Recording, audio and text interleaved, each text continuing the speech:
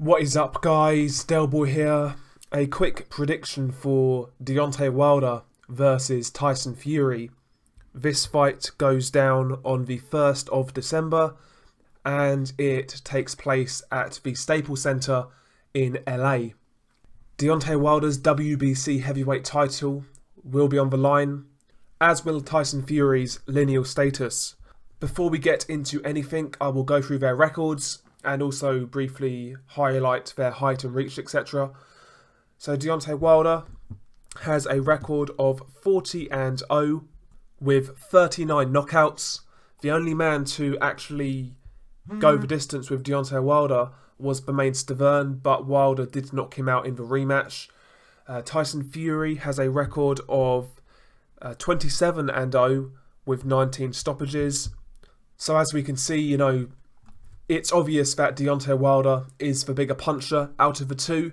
He also has more fights. Now, I don't really think that's a factor. For my money, Tyson Fury has fought better competition, despite Wilder having more fights. Deontay Wilder, his height is listed as 6'7", and his reach is listed as 83 inches. Tyson Fury is listed as 6'9", with a 85-inch reach. So Fury has a 2-inch height and reach advantage on Deontay Wilder. Will that be a factor on fight night? Potentially, if Fury gets his game plan right, but we will see. Also, Deontay Wilder is 33 years old, whereas Tyson Fury is 30 years old. Despite Fury being younger, I don't think he has the benefit of youth here, because ultimately, he's not lived right. Whereas, Deontay Wilder, to his credit, he always keeps in shape. He always trains. He's a proper athlete. So, yeah, despite Fury being the younger man, I see Deontay Wilder as the fresher guy in there, to be quite honest.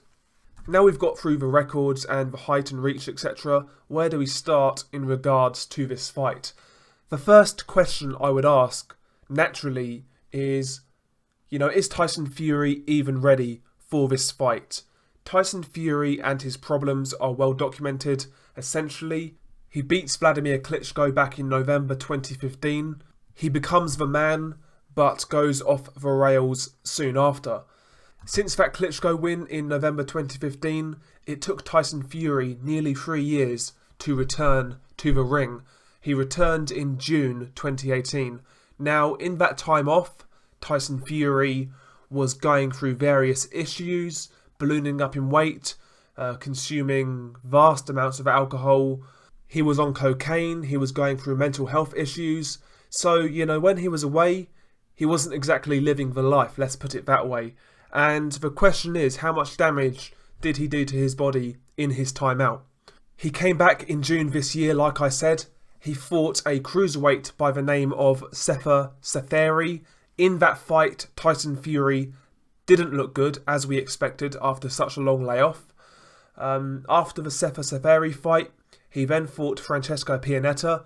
In that fight, he did make progress from that Southpaw fight, but still, despite him making progress, he still looked some way off the pace and nowhere close to what he was in the build-up to the Klitschko fight even. I watched the Christian Hamer and Derek Chisora fights back just after that Pianetta fight, and it really is night and day. I'm not exaggerating. Tyson Fury back then was on a different level to the Fury who fought Pianetta. It really is night and day. So is Tyson Fury ready for this fight? I mean, based on that Pianetta performance, no, but has he made enough progress in the meantime to be ready for this fight and to be competitive here? That's the question for me. I wouldn't want to put my money on it. I really, really wouldn't. I mean, you've got to take things into account. I mean, look at Andre Ward, for example.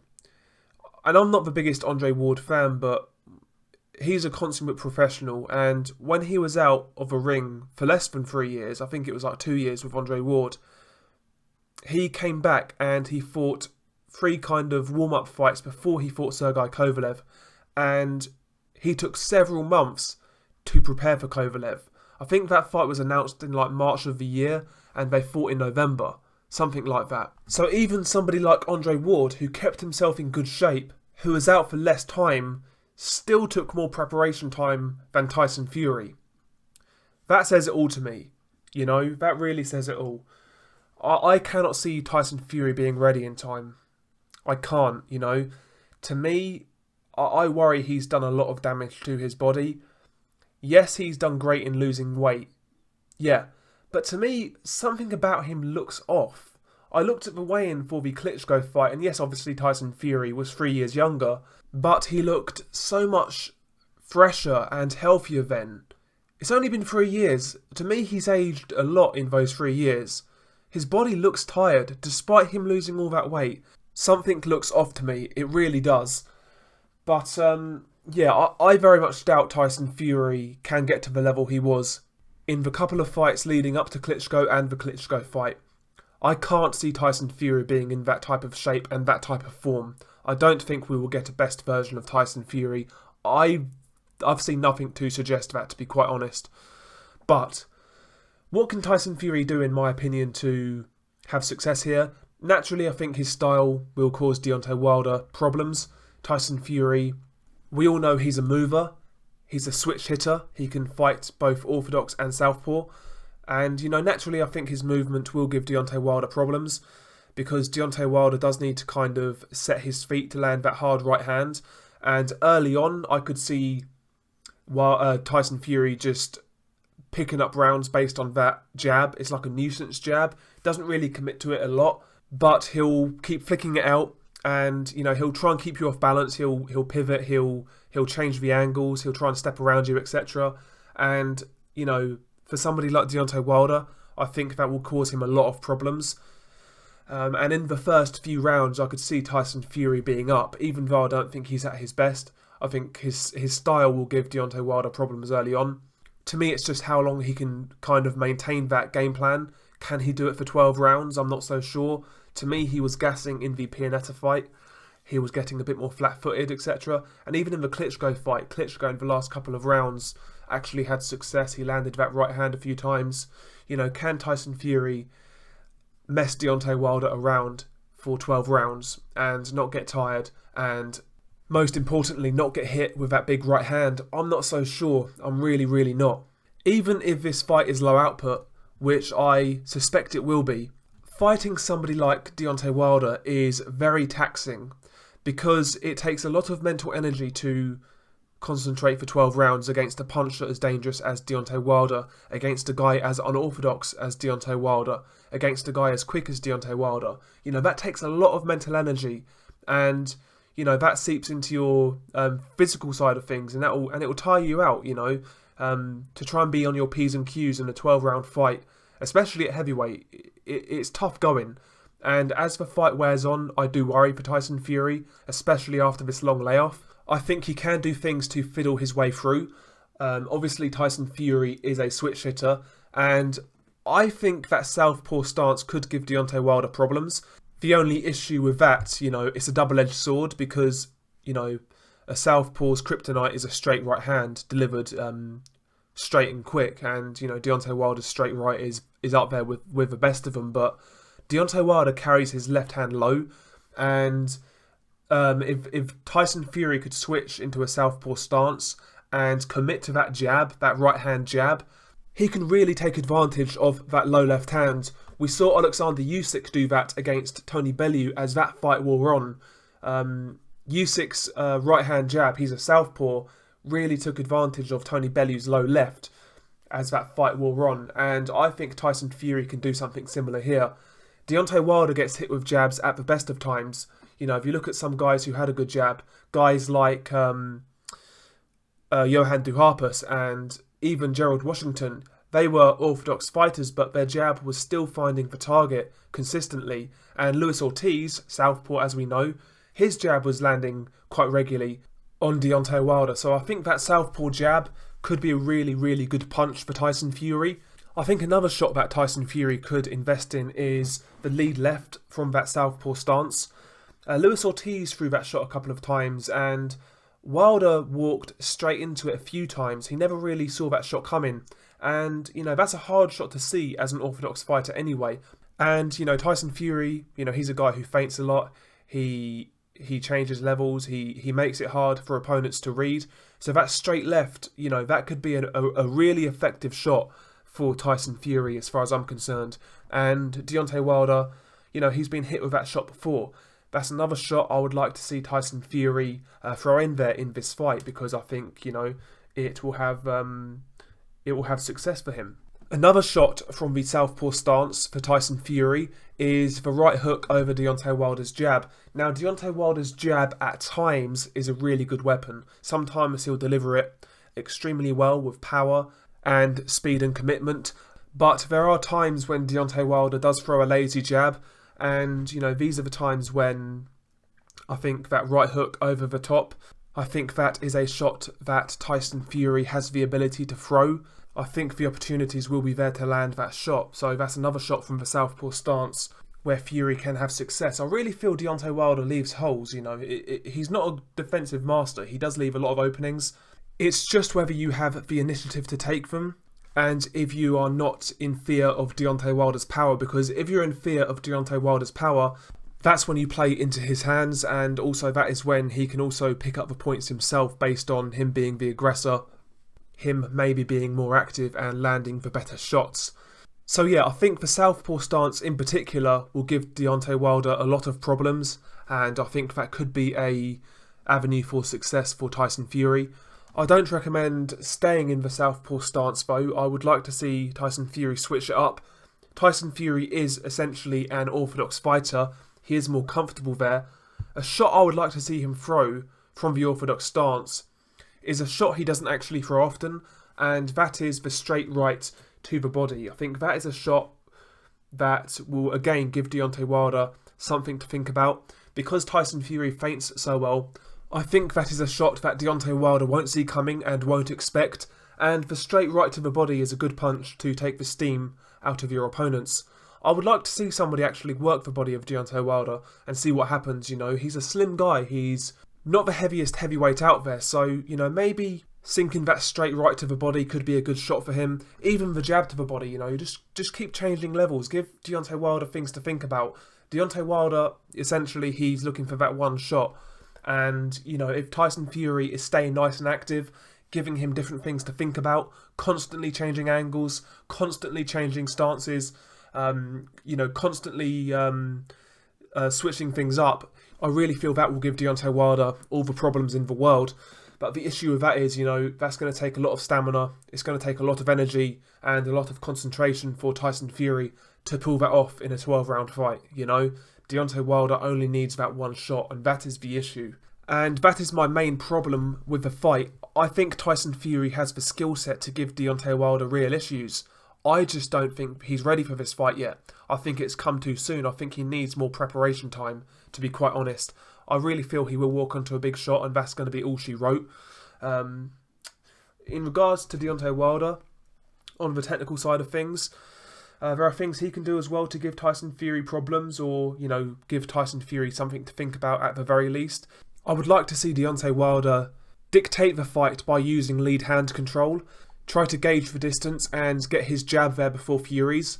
Fury's going to flick that jab up from a low angle, whereas I think if Deontay Wilder holds his hands a bit higher, gets his left hand out there a bit to try and manage range and pops that jab, I think potentially, his jab could actually be successful in this fight. Also, lead hand control, as a puncher, I think it's a good way for Deontay Wilder to disguise his shots and set his shots up. Lead hand control, I always look at it like a knife fight. And if you was in a knife fight, you wouldn't hold your knife close to your chest. No, you would hold your knife out there to, act as a deterrent almost, You wouldn't keep your knife close to you, because that's going to give the other guy a chance to stab you, basically. You're going to hold it out there to try and keep your opponent away almost. And, that's the simplest way of looking at lead hand control, in my opinion. It's a terrible analogy, I know, but that's how my first coach kind of explained it to me. But I think a good lead hand could be quite a good thing for Deontay Wilder in this fight. Also, Tyson Fury in his last fights against Pianeta and against Southpaw, he took a lot of breaks in the fights where he was up against the ropes or in the corner. In these moments, I would like to see Deontay Wilder actually let his hands go and don't neglect the body. You know, Deontay Wilder, I have seen him dig to the body, you know, the Do Harper's fight, for example. He doesn't do it often, but I've seen him do it. When Fury is stationary against the ropes or in the corner, I would like to see him let his hands go, but also go down to that body. Fury has lost a lot of weight recently. Maybe investing in that body isn't the worst idea. Maybe he's not as strong as he should be. I've got that feeling about Tyson Fury. Like I said, to me, his body doesn't look right. If I'm Deontay Wilder and I see a stationary Tyson Fury, I would do my best to really sort of change levels, work the body, come up to the head, you know, sink that left to the body and then come up quickly to the head with a left hook as well. You know, in these moments, I really feel Deontay Wilder needs to let his hands go. Because in these moments, in his comeback fights, to me, Tyson Fury's reactions, although still quite quick, they don't look as quick as they used to be. You know, Tyson Fury in the past, you know, when he fought guys like Chisora or Christian Hammer, you know, he was going to the corner voluntarily and, you know, he was making these guys miss by miles. I saw Pianetta get rather close on a handful of occasions with that left hand. Pianetta was also having success to the body in that fight. You know, the commentary team didn't really pick it up, but Pianetta was landing to the body, and even to the head, a few shots did get through. To me, Fury's reactions, they do look off. They're a shade slower than they used to be. So if Wilder, you know, a quick, tall, athletic guy could let his hands go, you know, I really feel something is going to get through and land on target. Even some of Wilder's sort of cruder, more swinging shots, I think, could get through because, you know, they're coming through at weird angles, they're quick, you know, those type of shots in those scenarios could actually have some success, to be quite honest. I could see Wilder landing one of those big clubbing shots while Fury is in the corner. One more thing for Deontay Wilder. I mentioned it about Tyson Fury, but Deontay Wilder, to me, jabbed to the body. Jabbed to the body for a couple of reasons. The first reason, again, Fury has lost a lot of weight, you know. Stabbing to the body with a sharp jab is a good way to, you know, really draw the air out of your opponents. At the start of a fight, it really might not feel like much, but as the fight wears on, that all adds up and it slows your opponent down. But also, the jab to the body, because I think it's a good way to set up an overhand right. If you look at some of the two shots that dropped Tyson Fury against Pikich and against Steve Cunningham, both right hands, but look at the right hands. Look at how they were thrown. They were thrown from low. They wasn't thrown as conventional right hands, like conventional straight rights. They were thrown from low, like looping right hands. And if Deontay Wilder is jabbing to the body, jabbing to the body, jabbing to the body, keep on jabbing to the body, and then sort of come up with an overhand right, I really feel that shot could be there for Deontay Wilder. It's a shot Tyson Fury has been caught with in the past. Maybe that is something he could try to set up as the fight goes on. But, you know, tactics aside, I really feel this fight has come too soon for Tyson Fury. I think Deontay Wilder has picked this fight for a very specific reason. I don't think he believes Tyson Fury is ready, and I make him right. I think he's picked this fight at the right time, and, you know, Fury, I think he'll start well. I think he'll pick up rounds early on. But as the fight wears on and as Tyson Fury slows down, I think eventually he will just walk onto a big shot, a big right hand, and, you know, I don't think Tyson Fury will be able to recover. Deontay Wilder will finish him when he gets him hurt. I've got Deontay Wilder in this fight by a knockout in rounds 8 to 9. That's how I see this fight going. I just don't think this fight is what it could have been. That's my overwhelming feel on this fight. This fight was a great fight. But at the moment, you know, it's a decent fight, but I just don't think Tyson Fury is where he should be to make this a 50-50, to be quite honest. That's just my thoughts. I'm going to go with Deontay Wilder by knockout. Share your thoughts below. Peace.